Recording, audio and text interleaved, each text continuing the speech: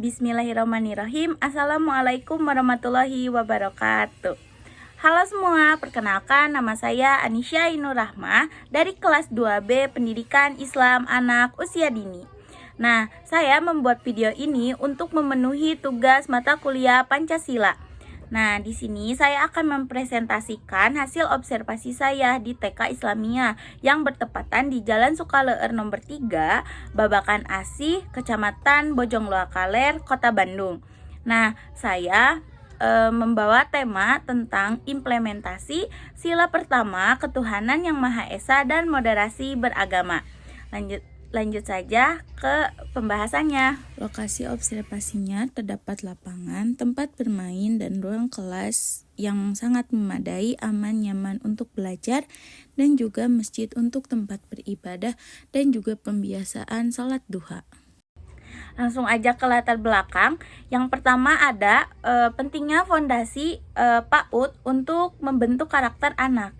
Yang kedua ada moderasi beragama yang dimana diajarkan untuk anak toleransi. Yang ketiga ada konteks multikultur Indonesia yang dimana anak perlu memahami adanya perbedaan gitu. Jadi yang konteks ketiga itu diajarkan anak untuk kalau misalkan kita tuh ada perbedaan di Indonesia tuh banyak budaya yang berbeda dan juga agama yang berbeda.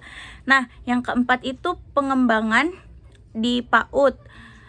Itu tuh dimana anak tuh diberi pengertian agar tidak hanya belajar agamanya sendiri, tapi mengenal juga agama yang ada di sekitar kita, karena hidup kita tuh berdampingan. Nah, yang kelima itu ada strategi dan tantangan saat observasi.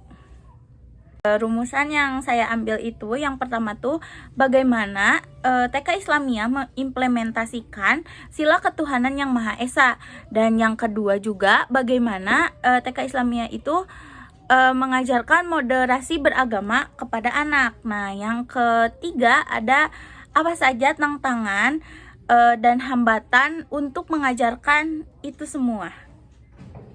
Nah, tujuan penelitian ini, metode ini itu menggunakan metode kualitatif yang dimana observasi secara langsung gimana keadaannya, lalu wawancara guru, kepala sekolah, dan juga salah satu murid di TK Islamia yang dimana agar kita tuh tahu gitu gimana implementasi di TK Islamia itu berjalan dengan lancar, gimana kita juga pengen tahu nih apa sih yang diajarkan di TK Islamia tentang Pancasila gitu, terkhusus sila pertama dan juga moderasi beragama.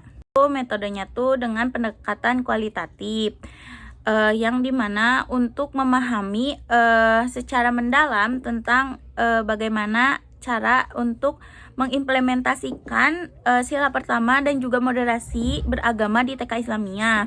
Lalu yang kedua juga jenis penelitiannya tuh studi kasusnya tuh pada TK Islamia sebagai subjek untuk analisis saya gitu. Nah, yang ketiga tuh ada sumber datanya. Sumber data primernya itu dengan wawancara kepada kepala sekolah, guru, dan juga salah satu murid gitu. Lalu saya juga observasi di sana kurang lebih 3 hari untuk mengetahui bagaimana guru-guru mengimplementasikannya kepada anak-anak. Lalu yang keempat itu ada teknik analisis, yaitu teknik analisisnya juga ada wawancara, observasi, dan juga ada studi dokumentasi. Jadi metode penelitiannya itu tidak jauh dari observasi, wawancara, dan juga studi dokumentasi.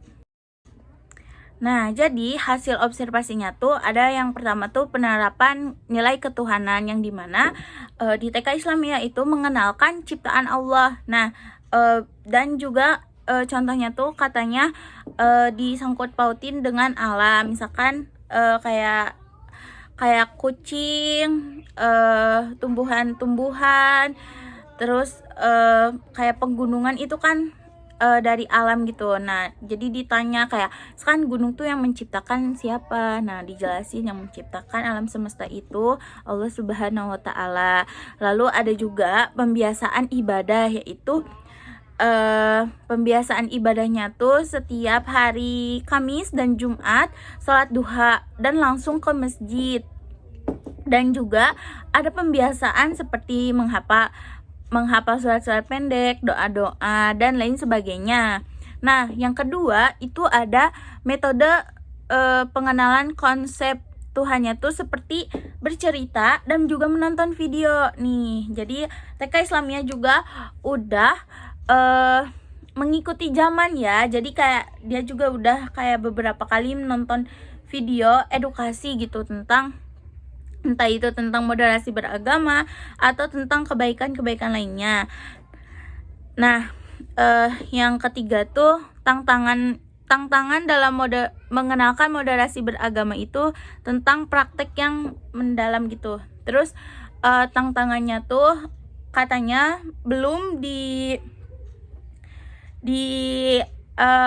gimana ya?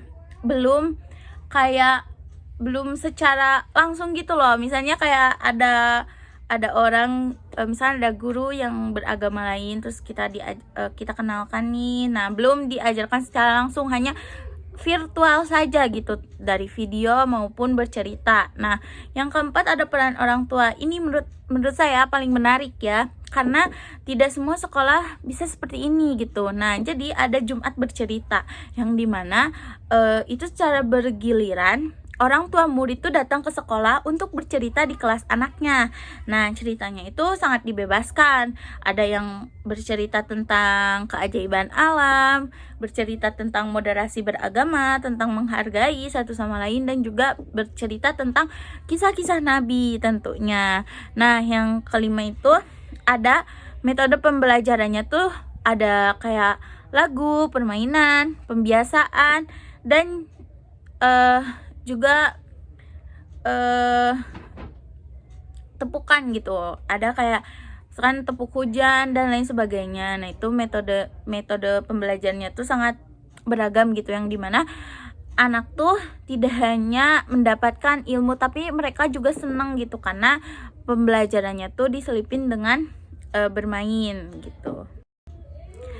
Nah, kesimpulan dari semuanya, selama 3 hari saya di sana, saya bisa menyatakan bahwa TK Islamiyah itu sangat berhasil menerapkan implementasi sila pertama dan ketuhanan yang Maha Esa dan moderasi beragama, yang dimana mereka selalu mengajarkan pembiasaan apel. Setiap hari Senin mereka tuh upacara, dan juga setiap ada peringatan hari-hari nasional, mereka tuh memperingati kayak misalkan Hari Kartini. Nah, mereka tuh biasanya akan memakai baju kebaya dan pangsi, terus apel. Lalu nanti juga mereka tuh ada selipan untuk menggambar para tokohnya. Nah, itu juga salah satu sangat bagus gitu ya, untuk selalu memperingati hari-hari nasional. Jadi menurut saya TK Islamiyah itu sangat berhasil ya. Mereka sangat menjalankan gitu nilai Pancasilanya gitu.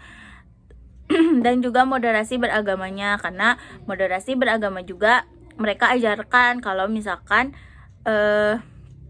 di Indonesia tuh sangat beragam, entah dari budaya dan juga agama. Dan ada juga figur-figur gitu, foto-foto di ruang kelasnya tentang tempat ibadah gitu. Tempat ibadah banyak orang gitu, tidak hanya masjid tapi ada gereja dan lain sebagainya. Nah, itu tuh ada di salah satu kelas yang dipajang untuk mengenalkan gitu. Mungkin cukup sekian dari saya. Terima kasih.